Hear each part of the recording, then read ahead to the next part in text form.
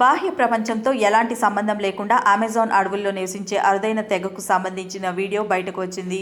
Peruvian అమెజాన్లో సంచరిస్తున్న Moscow pyro అనే తెగకు సంబంధించిన ఫోటోలు, వీడియోలను సర్వైవల్ ఇంటర్నేషనల్ అనే స్వదేశీ హక్కుల అడ్వకసీ గ్రూప్ విడుదల చేసింది.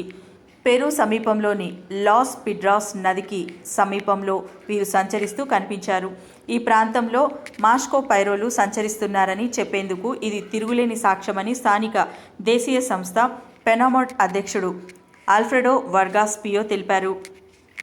ఇంటర్నెట్ రాగానే పార్న్కు బానిసలైన రిమోట్ అమెజాన్ తెగ యువకులు తలలు పట్టుకుంటున్న మార్బో తెగ పెద్దలు ఈ ప్రాంతాన్ని పరిరక్షించడంతో ప్రభుత్వం విఫలమవడమే కాకుండా లాగింగ్ కంపెనీలకు ఈ ప్రాంతాన్ని విక్రయించిందని ఆయన ఆరోపించారు.